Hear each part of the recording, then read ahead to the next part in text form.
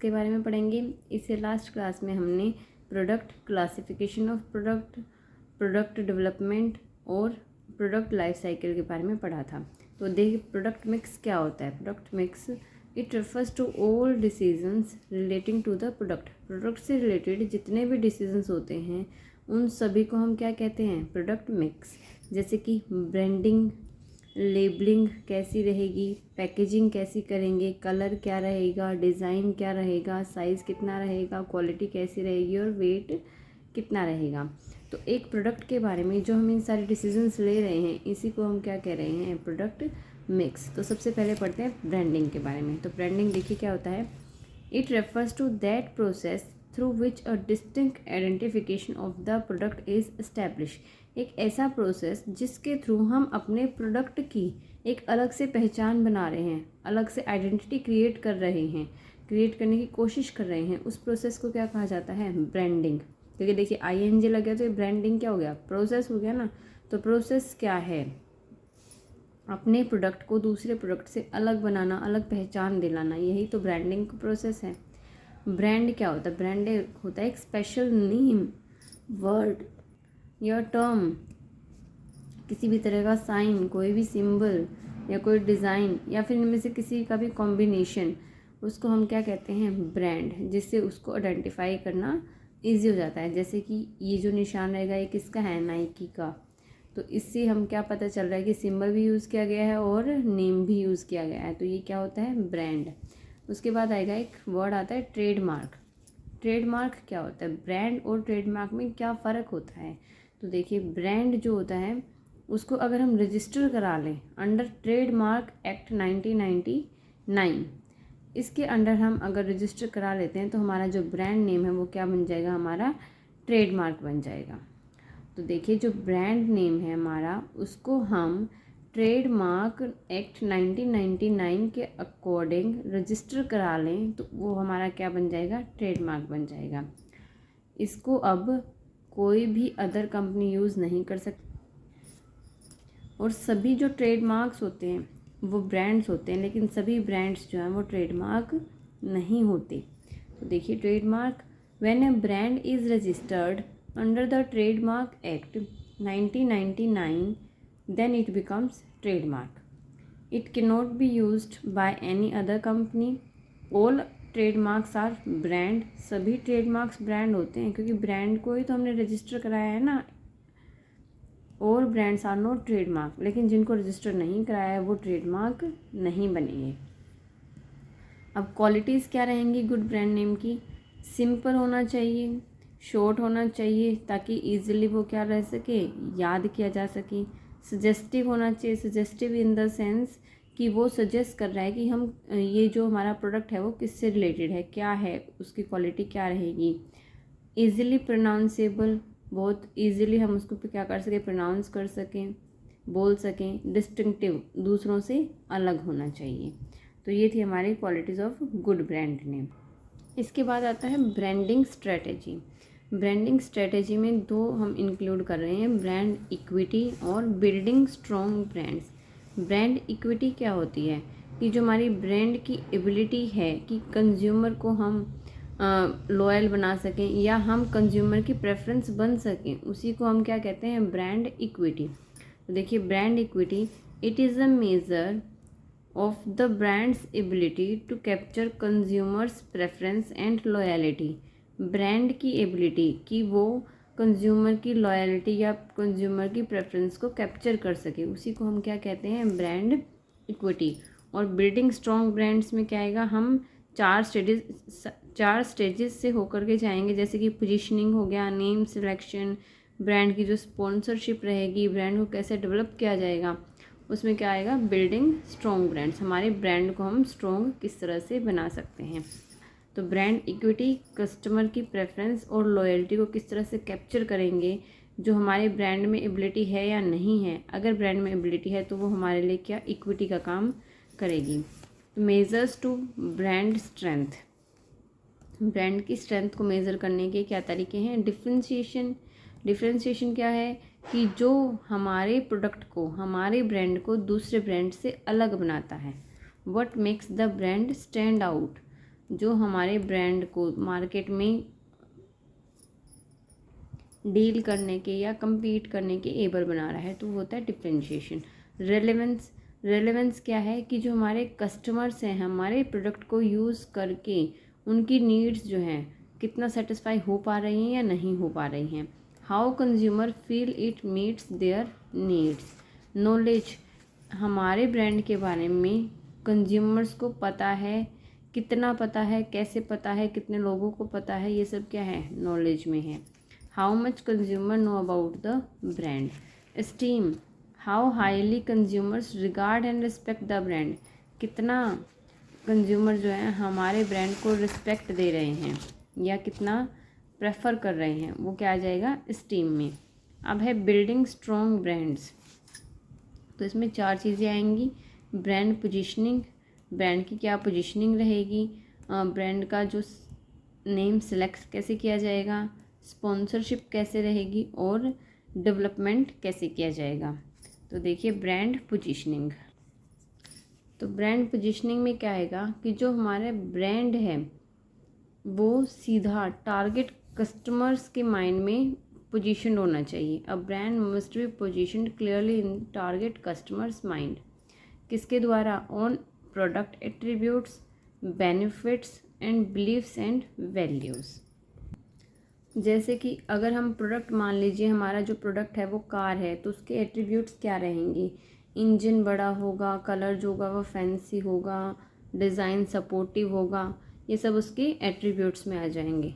उसके बेनिफिट्स क्या रहेंगे और उस पर हमारे बिलीफ क्या है, हमारी वैल्यूज़ जो हमें और रिसीव हो रहे हैं, जो एक कस्टमर को उस प्रोडक्ट को यूज़ करने के बाद रिसीव होती हैं, तो वो ये क्या हेल्प करेंगे, टारगेट कस्टमर्स के माइंड में हमारे ब्रांड की पोजीशन बनाने में हेल्प करेंगे कि हाँ ये इस ब्रांड का जो प्रोडक्ट है वो बहुत ही अच्छा है और इस ब्रांड का प्रोडक्ट अच्छा नहीं है, तो पोजीशन क्रिएट कर रहे हैं। उसके बाद आएगा ब्रांड नेम सिलेक्शन, सिलेक्शन और प्रोटेक्शन।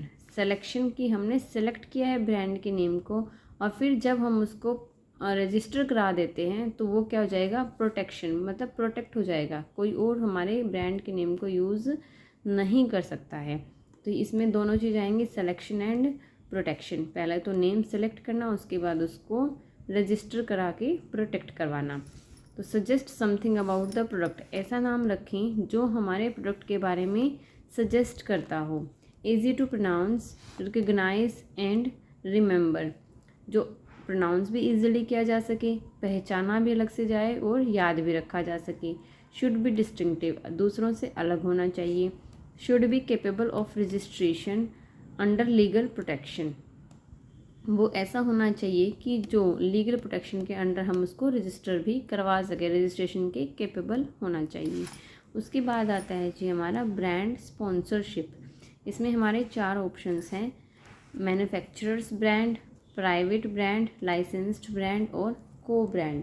मैन्युफैक्चरर्स ब्रांड क्या होता है, जो मैन्युफैक्चरर ने जब उस प्रोडक्ट को बनाया है तो अपना एक ब्रांड नेम क्रिएट किया है, वो होगा मैन्युफैक्चरर्स ब्रांड।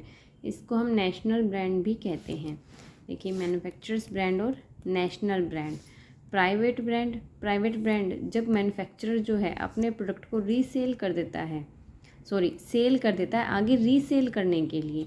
जब मैन्युफैक्चरर अपने प्रोडक्ट को सेल कर देता है आगे रीसेल करने के लिए प्राइवेट पर्सन्स को या स्टोर होल्डर्स, होलसेलर्स को, तो वो क्या बनाते हैं, प्राइवेट ब्रांड। इसको हम क्या कह सकते हैं, और स्टोर ब्रांड और डिस्ट्रीब्यूटर ब्रांड। उस होलसेलर का या डिस्ट्रीब्यूटर का भी तो मार्केट में एक अलग से पहचान होगी, उसका भी तो अपना एक ब्रांड नेम होगा। उसके बाद आता है लाइसेंस्ड ब्रांड। लाइसेंस्ड ब्रांड क्या होगा कि हमने अपने प्रोडक्ट की क्या दे दिया, लाइसेंस दे दिया दूसरे किसी भी पर्सन को जो हमारे लाइसेंस को यूज़ करके आगे अपनी शॉप या अपना बिजनेस जो है वो शुरू कर सकता है। को ब्रांड क्या होता है, हम किसी के साथ मिल करके, किसी और कंपनी या किसी और प्रोडक्ट के साथ मिल करके जो है अपना ब्रांड नेम यूज़ कर रहे हैं, तो वो होगा को ब्रांड। ये तो था हमारा ब्रांड स्पॉन्सरशिप। इसमें 4 आएंगे, मैन्युफैक्चरर्स ब्रांड और नेशनल ब्रांड जिसको कहा जाएगा, प्राइवेट ब्रांड उसको और क्या कहेंगे, होलसेल ब्रांड और डिस्ट्रीब्यूटर्स ब्रांड, लाइसेंस्ड ब्रांड और को ब्रांड। इसके बाद आता है हमारा ब्रांड डेवलपमेंट। ब्रांड डेवलपमेंट में 4 चॉइसेस आ रही है हमारे पास, line extension, multi brand, brand extension और न्यू ब्रांड। लाइन एक्सटेंशन क्या होता है? एग्जिस्टिंग हमारे पास क्या है? प्रोडक्ट है, एग्जिस्टिंग हमारे पास ब्रांड नेम है। जब हम इन दोनों को यूज़ करके एग्जिस्टिंग प्रोडक्ट के साइज़, शेप, क्वालिटी या कलर, इन सभी में क्या कर रहे हैं? कुछ ना कुछ चेंज कर रहे हैं, तो उसको हम क्या कहेंगे? Line extension. जैसे कि हम पहले जूते बना रहे थे सिर्फ 5 नंबर की, अब हमने उसमें 4 और 6 नंबर भी ऐड कर दिया। बना तो जूते ही रहे हैं, सेम ब्रांड नेम के साथ बना रहे हैं, सेम हमारा प्रोडक्ट है, सिर्फ हमने क्या किया? उसके साइज़ को बढ़ा दिया है। तो ये हमारा क्या रहेगा? Line extension. उसके बाद आएगा ब्रांड एक्सटेंशन। ब्रांड एक्सटेंशन में हमारा प्रोडक्ट जो है वो क्या रहेगा? न्यू, और हमारा ब्रांड नेम क्या है? सेम। हम सेम ब्रांड नेम के साथ एक अलग से प्रोडक्ट बना रहे हैं, नया प्रोडक्ट हमने शुरू किया है, तो उसको हम क्या कहेंगे? Brand extension. जैसे सेम नाइकी के पहले हम जूते बना रहे थे, अब हमने उसमें सैंडल्स भी बनाना शुरू कर दिया, तो प्रोडक्ट हमारा चेंज हो गया, ब्रांड नेम हमारा सेम रहेगा, तो उसको हम क्या कहेंगे? Brand extension. उसके बाद आएगा मल्टी ब्रांड्स। इसमें प्रोडक्ट क्या है? एग्जिस्टिंग, और ब्रांड नेम क्या है? न्यू। हमारा प्रोडक्ट तो एग्जिस्टिंग सेम प्रोडक्ट है, लेकिन हम नए ब्रांड के साथ बना रहे हैं, वही जूते ही बना रहे हैं हम, लेकिन अब प्यूमा के भी शुरू कर दिए हमने, नए ब्रांड नेम के साथ शुरू कर रहे हैं, तो उसको हम क्या कहेंगे? Multi brand. प्रोडक्ट सेम है, एग्जिस्टिंग है, सेम शूज़ बना रहे हैं, लेकिन नए ब्रांड नेम के साथ बना रहे हैं, तो वो हो जाएगा हमारा मल्टी ब्रांड। अब न्यू ब्रांड क्या होता है? प्रोडक्ट भी नया है और ब्रांड भी नया है। अब हम सैंडल्स बना रहे हैं, पहले हम जूते बना रहे थे, अब हम सैंडल्स या स्लीपर्स बना रहे हैं और नए ब्रांड नेम के साथ, प्यूमा के साथ बना रहे हैं, तो वो क्या होएगा? New brands. तो इसमें प्रोडक्ट डेवलपमेंट में हमारी 4 चॉइसेस आती हैं। सबसे पहला आएगा line extension, existing product existing brand name के साथ साइज़, कलर, शेप में चेंज करना। ब्रांड एक्सटेंशन, नया प्रोडक्ट बना रहे हैं सेम ब्रांड नेम के साथ। मल्टी ब्रांड, नए ब्रांड नेम के साथ एग्जिस्टिंग प्रोडक्ट को हम क्या कर रहे हैं? आगे बढ़ा रहे हैं। और न्यू ब्रांड्स में प्रोडक्ट भी नया रहेगा और ब्रांड नेम भी नया रहेगा। इसके बाद आता है जी हमारा कैटेगराइजेशन ऑफ ब्रांड्स। ब्रांड्स को किस तरह से कैटेगराइज किया गया है? तो based on the type of value offer, जो वैल्यू ऑफर की गई है कस्टमर्स को किस तरह की वैल्यू ऑफर की गई है इन ब्रांड्स के द्वारा। वैल्यू ऑफर मीन्स कि जब कस्टमर ने उसको यूज़ किया है तो उसको कितना सेटिस्फेक्शन हुआ है। तो ये 3 तरह का होगा, फंक्शनल ब्रांड्स, इमेज ब्रांड्स और एक्सपीरियंस ब्रांड्स। फंक्शनल ब्रांड्स कौन से होते हैं? जिनका जो प्रोडक्ट रहेगा वो बेस्ट रहेगा और मिनिमम कॉस्ट पर मैक्सिमम क्या है उसको सेटिस्फेक्शन प्रोवाइड करेगा, तो वो क्या होएगा? Functional brands. Best and efficient product at minimum cost per customer को वो मैक्सिमम सेटिस्फेक्शन दे रहा है, अपने आप में ये बेस्ट और एफिशिएंट है, तो ये रहेगा फंक्शनल ब्रांड। इमेज ब्रांड, जो कस्टमर को एक इमेज वैल्यू प्रोवाइड करवा रहे हैं कि हाँ, अगर किसी के पास आईफोन है तो वो इमेज दे रहा है कि हाँ इसके पास तो आईफोन है, तो इमेज बन रही है कस्टमर की दूसरों के आगे उस ब्रांड को यूज़ करते हुए। तो emphasis on giving image value provide कर रहा है, क्योंकि फ़ोन तो सभी सेम ही हो रहे हैं, बस कुछ ना कुछ फंक्शंस ही चेंज होते हैं, तो इमेज जो प्रोवाइड करे वो क्या होता है? Image brand. एक्सपीरियंस ब्रांड, जो किस पर एम्फेसिस दे रहा है? एक्सपीरियंस पर। जब हम कहीं पर घूमने के लिए जा रहे हैं, हम किसी होटल वगैरह में रुक रहे हैं, रेस्टोरेंट में रुक रहे हैं, तो जो हम वहाँ से एक्सपीरियंस रिसीव कर रहे हैं, जैसे कि हल्दीराम हो गया, वहाँ से हम जो एक्सपीरियंस रिसीव कर रहे हैं, अब जब हम दोबारा से उस प्रोडक्ट की इच्छा करेंगे तो क्या हम उस हल्दीराम को ही चूज़ करेंगे या किसी दूसरे पर जाएंगे? तो क्या हमें एक्सपीरियंस प्रोवाइड कर रहे थे? अगर उन्होंने हमें अच्छा एक्सपीरियंस दिया होगा तो हम दोबारा से वहीं जाएंगे, अगर नहीं दिया होगा तो हम स्विच कर जाएंगे। तो ये क्या होता है? एक्सपीरियंस ब्रांड्स, जो ब्रांड्स हमें एक्सपीरियंस प्रोवाइड करते हैं। तो ये 3 तरह के होते हैं कैटेगराइजेशन ऑफ ब्रांड्स, 3 तरह की, फंक्शनल ब्रांड्स, इमेज ब्रांड्स और एक्सपीरियंस ब्रांड। फंक्शनल, जो minimum cost per maximum satisfaction provide करे। इमेज ब्रांड जो इमेज वैल्यू प्रोवाइड करे और एक्सपीरियंस ब्रांड जो एक्सपीरियंस वैल्यू प्रोवाइड करे कस्टमर्स को। इसके बाद आएंगे हमारे ब्रांड इक्विटी मॉडल्स। 4 मॉडल्स रहेंगे हमारे ब्रांड इक्विटी को मेज़र करने के लिए। ब्रांड इक्विटी क्या होता है? ब्रांड इक्विटी मीन्स हमारे ब्रांड की एबिलिटी कितनी है कि कस्टमर की हम प्रेफरेंस बने या कस्टमर हमारे लिए लॉयल रहे। तो ये 4 तरीके से रहेगा। सबसे पहला आता है brand asset valuator, BAV model जिसको कहा जाता है। तो ब्रांड एसेट वैल्यूएटर किसने डेवलप किया था? By advertising agency Young and Rubicam. इसके 5 की कंपोनेंट्स हैं: differentiation, energy, relevance, esteem and knowledge. इन 5 के बेसिस पर जो है ब्रांड एसेट वैल्यूएटर जो है मॉडल बनता है। तो देखिए इसमें एक आएगा energised brand strength. Energised brand strength क्या रहेगी? इसमें डिफरेंशिएशन मीन्स दूसरों से अलग किस तरह से है। एनर्जी लेवल क्या रहेगा? रेलेवेंस, कस्टमर हमारे प्रोडक्ट को कितना रेलेवेंट समझ रहे हैं कि वो उनकी नीड को कितना सेटिस्फाई कर रहा है। ये तीनों किस में आएंगे? हमारे एनर्जाइज्ड ब्रांड स्ट्रेंथ में। और ये किसको पॉइंट आउट कर रहे हैं? ब्रांड की फ्यूचर वैल्यू को। हमारे ब्रांड की फ्यूचर में क्या वैल्यू रहने वाली है कस्टमर्स के माइंड में, उसको पॉइंट आउट कर रहे हैं एनर्जाइज्ड ब्रांड स्ट्रेंथ, जिसमें इंक्लूडेड है डिफरेंशिएशन, एनर्जी और रेलेवेंस। उसके बाद आता है ब्रांड स्ट्रेचर। ये क्या है? स्टीम और नॉलेज। स्टीम मीन्स हमारे ब्रांड की कितनी रिस्पेक्ट है और कितनी लोग प्रेफरेंस दे रहे हैं उसे मार्केट में, या कस्टमर्स जो हैं कितना रिस्पेक्ट कर रहे हैं, कितनी प्रेफरेंस दे रहे हैं, तो वो स्टीम में आ जाएगा। और कस्टमर्स को हमारे ब्रांड के बारे में कितनी नॉलेज है, तो नॉलेज में आ जाएगा। अब ये क्या है? ये किसको पॉइंट आउट कर रहा है? पास्ट परफॉर्मेंस के बेसिस पर हमारे रिपोर्ट कार्ड को पॉइंट आउट कर रहा है। अब होता है पावर ग्रिड। पावर ग्रिड क्या होता है? इन 5 का combination, differentiation, energy, relevance, esteem and knowledge का कॉम्बिनेशन। या फिर हम इसको क्या कह सकते हैं? एनर्जाइज्ड ब्रांड स्ट्रेंथ जिसमें 3 इंक्लूडेड थे, प्लस ब्रांड स्ट्रेचर जिसमें स्टीम और नॉलेज इंक्लूडेड थे। इन दोनों का कॉम्बिनेशन ही क्या कहलाता है? Power grid. तो ये था हमारा brand asset valuator model. Second है हमारा ब्रांड्स। ये किसने डेवलप किया था? Marketing research consultants Millward, Brown and WPP ने। अब इसमें क्या रहेगा? सिक्वेंशियल सीरीज़ दी गई है कुछ स्टेप्स की जो हमें हेल्प कर रहे हैं अपने ब्रांड को बिल्ड करने में। सबसे पहला है प्रेजेंस, ब्रांड की प्रोडक्ट की प्रेजेंस। रेलेवेंस, कस्टमर्स की वो नीड को सेटिस्फाई करे, फुल्ली सेटिस्फाई करें। परफॉर्मेंस, कैसा हमारे ब्रांड जो है परफॉर्मेंस दे रहा है। एडवांटेज, थर्ड के बाद आएगा फोर्थ एडवांटेज।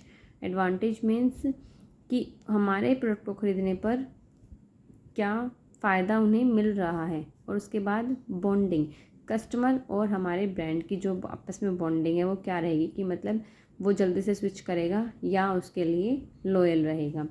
तो इसमें 5 स्टेप्स आएंगे: presence, relevance, performance, advantage and bonding. उसके बाद आएगा डेविड आकर मॉडल। अब इसमें क्या रहेगा? He views brand equity as brand awareness, brand loyalty and brand associations. वह ब्रांड इक्विटी को किस तरह से देख रहा है? ब्रांड अवेयरनेस की तरह से कि लोगों को हमारे ब्रांड के बारे में जानकारी है।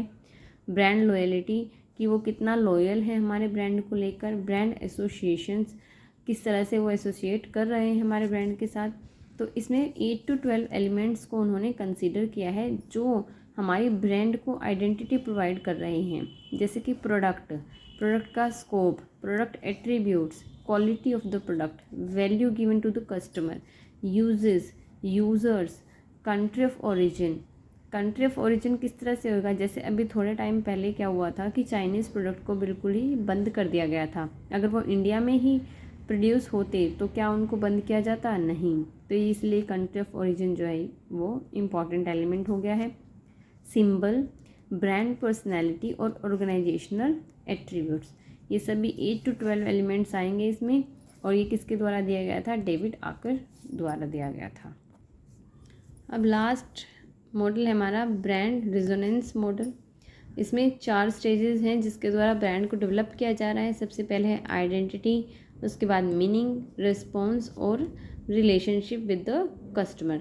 अब ये जो चारों के चारों स्टेप्स हैं ये क्या बना रहे हैं, ब्रांड बिल्डिंग ब्लॉक्स के लिए पिरामिड तैयार कर रहे हैं।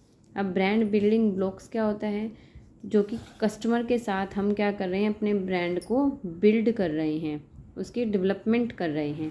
तो सबसे पहले आएगा ब्रांड्स लाइंस। ये क्या है, how often and how easily customer think of the brand. हमारे ब्रांड के बारे में कस्टमर अक्सर कितना सोचते हैं या फिर कैसा सोचते हैं और कितना जल्दी जो है हमारे ब्रांड को वो प्रेफर कर रहे हैं। ब्रांड परफॉर्मेंस, हमारा ब्रांड जो है कस्टमर की नीड्स को कितना कंप्लीट कर पा रहा है, उनको सेटिस्फाई कर पा रहा है। Meeting customers functional need by the product. Brand imagery, meeting customers psychological और सोशल नीड्स। सोशल और साइकोलॉजिकल नीड्स क्या होती हैं कि जब हमने उस ब्रांड के प्रोडक्ट को परचेज़ किया है तो हमारी सोसाइटी में हमारी एक इमेज होनी चाहिए, जैसे कि ऑडी कार परचेज़ करना कि हाँ भाई इमेज हमारी सोसाइटी में उसके पास वो कार है। Brand judgement, focus on customers own personal opinions of evaluations. अब इसमें क्या कर रहे हैं, हम कस्टमर के ओपिनियन, पर्सनल ओपिनियन को इवेलुएट कर रहे हैं और हमारे ब्रांड को जज कर रहे हैं। Brand feeling, customers emotions, response and reactions for a particular brand. किसी भी ब्रांड के लिए कस्टमर के इमोशंस या रिस्पॉन्स या उसका रिएक्शन लेना, वो अच्छा भी हो सकता है बुरा भी हो सकता है। किसी ब्रांड के लिए, किसी पर्टिकुलर ब्रांड के लिए कस्टमर की जो रिस्पॉन्स रहेगा बहुत अच्छा रहेगा क्योंकि उसे वो सेटिस्फेक्शन प्रोवाइड कर रहा है, और कुछ जो ब्रांड होते हैं जिनसे सेटिस्फेक्शन नहीं है तो उसके लिए उसका रिस्पॉन्स या रिएक्शन क्या रहेगा, बुरा रहेगा। Brand resonance, nature of relationship customers है विद द प्रोडक्ट और ब्रांड। कस्टमर किस तरह का रिलेशन मेंटेन किए हुए उस प्रोडक्ट के या उस ब्रांड के साथ, तो ये क्या आएगा, brand resonance, nature of relationship of customer with the product और ब्रांड। ब्रांड या प्रोडक्ट के साथ कस्टमर का रिलेशनशिप। ये थे हमारे चारों मॉडल। अब इसके बाद आता है लेबलिंग। अब लेबलिंग क्या होता है, refers to the process of preparing a label. एक लेबल प्रिपेयर करने का जो प्रोसेस होएगा उसको हम क्या कहेंगे, लेबलिंग। और लेबल क्या होता है अब जिसको हम प्रिपेयर कर रहे हैं, तो label is a slip which is found on a product itself और on the package providing all the information regarding the product and its producers। Label एक ऐसी स्लिप होती है जो या तो प्रोडक्ट के ऊपर ही मिल जाएगी या फिर प्रोडक्ट को जैसे भी पैकेजिंग होगी, जो भी उसका पैकेज होगा उसके ऊपर मिलेगी आपको, जो हमें क्या प्रोवाइड करती है, उस प्रोडक्ट के बारे में सभी इन्फॉर्मेशन और उसके प्रोड्यूसर के बारे में सभी इन्फॉर्मेशन प्रोवाइड करती है। उसी को हम क्या कहते हैं, लेबल। तो लेबल क्या है, एक ऐसी स्लिप जो प्रोडक्ट के ऊपर या फिर प्रोडक्ट के पैकेजिंग के ऊपर मिलेगी हमें, जो हमें उस प्रोडक्ट के बारे में और उसके प्रोड्यूसर के बारे में सभी इन्फॉर्मेशन प्रोवाइड करवा रही है, तो उसको हम क्या कहेंगे, लेबल। एग्जाम्पल जैसे कि मेडिसिन ले रहे हैं हम कोई, तो उस मेडिसिन का नेम, उसके मैन्युफैक्चरर का नेम, उसमें जो फॉर्मूला यूज़ किया गया है, उसकी एक्सपायरी डेट, उसकी मैन्युफैक्चरिंग डेट, उसका प्राइस, ये सभी जो चीज़ें होंगी उस किसमें उसके पैकेट पर लिखी होगी और उसको हम क्या कहते हैं, लेबल। अब काइंड्स ऑफ लेबल, लेबल कितने तरह के होते हैं, 3 तरह के होते हैं। सबसे पहले आएगा हमारा ब्रांड लेबल, ग्रेड लेबल और फिर उसके बाद आएगा डिस्क्रिप्टिव लेबल। अब नाम से ही पता चल रहा है, ब्रांड लेबल मतलब उस लेबल पर सिर्फ उस ब्रांड का नाम लिखा होगा, उसको हम क्या कहेंगे, brand label. Which has only the brand name of the product, product के ब्रांड नेम को ही लिखा गया होगा, उसको हम बोलेंगे ब्रांड लेबल, जैसे प्यूमा। ग्रेड लेबल, अब ग्रेड लेबल क्या होता है, जो लेबल उस प्रोडक्ट की क्वालिटी को दिखाएगा, हाईलाइट्स द क्वालिटी और grade of the product, product की क्वालिटी को हाईलाइट करता है, उसको हम क्या कहेंगे, ग्रेड लेबल। जैसे कि ऊषा के फैंस जो कि पहले के ज़माने में बहुत चलते थे, नाम से बिकते थे। अब है descriptive label. Descriptive label means जो हमने ऊपर इन्फॉर्मेशन पढ़ी है सभी की सभी इन्फॉर्मेशन जो उस प्रोडक्ट के ऊपर लिखी होगी, जैसे कि मेडिसिन का नेम हो गया, मैन्युफैक्चर नेम हो गया, फॉर्मूला हो गया, डेट ऑफ एक्सपायरी, मैन्युफैक्चरिंग, सभी की चीज़ें, तो वो क्या होगा, डिस्क्रिप्टिव लेबल। तो 3 तरह के लेबल होंगे, ब्रांड लेबल जो सिर्फ ब्रांड नेम दिखाएगा, ग्रेड लेबल जो सिर्फ क्वालिटी बताएगा, और डिस्क्रिप्टिव जो सारी इन्फॉर्मेशन देगा उस प्रोडक्ट के बारे में। उसके बाद आएगा जी क्वेश्चन कि इज़ लेबलिंग कंपल्सरी, क्या लेबलिंग जो है वो कंपल्सरी है। तो इसमें भी 2 हमारे आंसर्स रहेंगे, कंपल्शन बाय गवर्नमेंट और नॉट कंपल्सरी। कंपल्सरी नहीं है, किसके लिए कंपल्सरी नहीं है, जिन्हें गवर्नमेंट ये नहीं कहती कि हाँ कंपल्शन है, उनके लिए। जो बाकी बच गई सभी के लिए नॉट कंपल्सरी है। कुछ ही है ना ऐसी जिनको गवर्नमेंट ने कंपल्शन दी है, बाकी के लिए कंपल्सरी नहीं है, उन्हें लिबर्टी दी गई है, वो यूज़ करें या ना यूज़ करें। और कंपल्शन बाय गवर्नमेंट क्या है, कुछ प्रोडक्ट्स के ऊपर, जैसे कि मेडिसिन्स के ऊपर, प्रोसेस्ड फूड्स के ऊपर, प्रोडक्ट्स जो इंजूरियस टू हेल्थ हैं, जैसे कि पान हो गया, सिगरेट हो गई, इंजूरियस टू हेल्थ हैं, तो इन प्रोडक्ट्स के ऊपर लेबलिंग ज़रूरी है। इसके अलावा जो भी प्रोडक्ट्स बच गए उनके लिए लेबलिंग ज़रूरी नहीं है, वो चाहें तो यूज़ कर सकते हैं और चाहे तो यूज़ ना करें। तो लिबर्टी दी गई प्रोड्यूसर्स को टू यूज़ और नॉट। जैसे सिगरेट और पान मसाला के ऊपर हमेशा लिखा होता है इंजूरियस टू हेल्थ, क्योंकि लेबलिंग के ऊपर लिखना ये ज़रूरी है, compulsion by the government.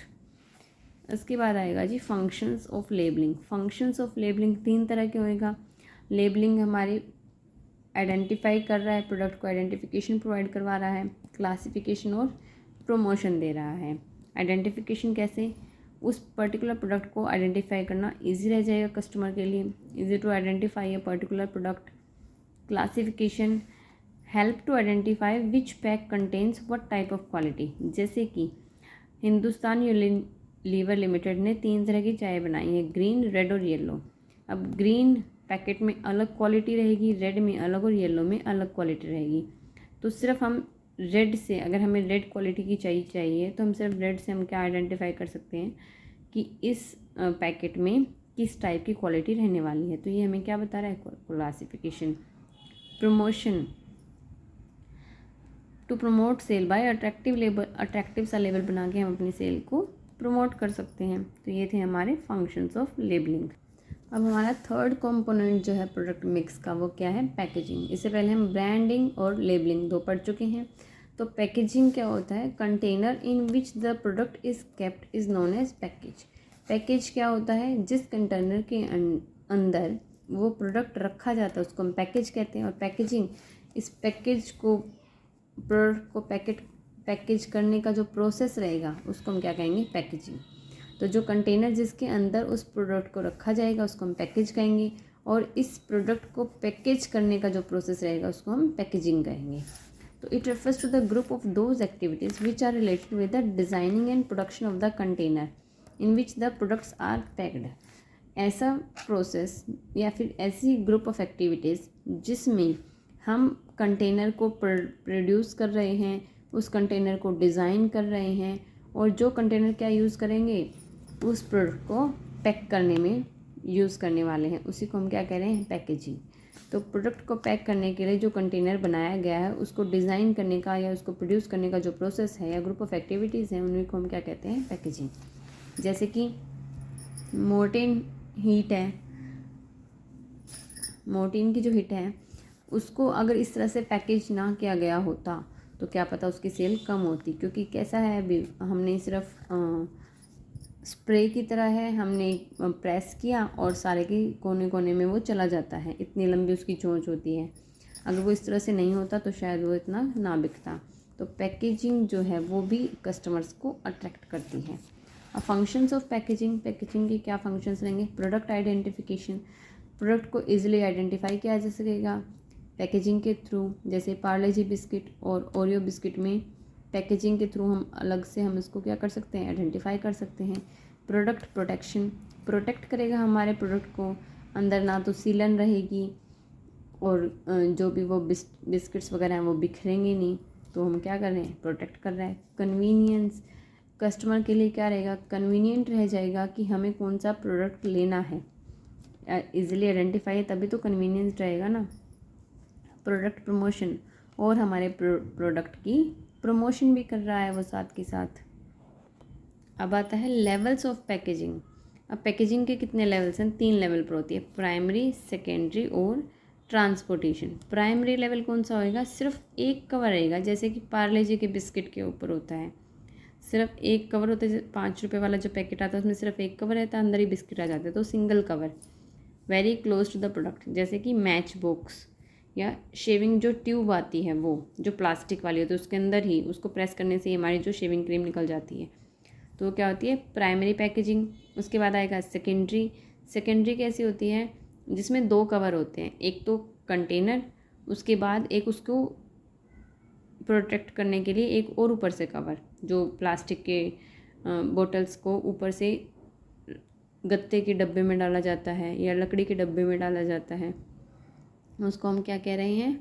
Secondary packaging, जो 2 पैकेजिंग के अंदर होती है। Container which is used for extra care of the product, जैसे cardboard box of the shaving tube. Shaving tube ला रहे हैं हम, उसके ऊपर जो प्लास्टिक की रहेगी, क्रीम रहेगी प्लास्टिक वाले के अंदर, और प्लास्टिक वाली रहेगी एक गत्ते के बॉक्स के अंदर, तो उसको हम क्या कहेंगे? Secondary packaging. एक आता है ट्रांसपोर्टेशन, जो एक प्रोडक्ट को दूसरी जगह पर पहुंचाने के लिए, हमारे प्रोडक्ट को बहुत दूर या दूसरी जगह पर पहुंचाने के लिए हम पैकेजिंग करते हैं, उसको क्या कहते हैं? ट्रांसपोर्टेशन, जो ट्रांसपोर्टेशन में ज़रूरी होती है। तो which is necessary for storage, transportation, identification. A big cardboard box for containing 100 shaving tubes. 100 shaving tubes को कंटेन करने के लिए एक बहुत बड़ा कार्डबोर्ड बॉक्स बनाया गया है, और उसके ऊपर भी उसी की क्या की गई है? ऐड की गई है। ऐसा नहीं कि प्लेन में हमने उसको डाल दिया, जो शेविंग ट्यूब उसके अंदर है उसी सेम पैकेजिंग का हमने बड़ा बनाया है, ताकि उसको ईजिली आइडेंटिफाई किया जा सके। तो हमारे पैकेजिंग 3 लेवल पर रहेगी, प्राइमरी, सेकेंडरी और ट्रांसपोर्टेशन।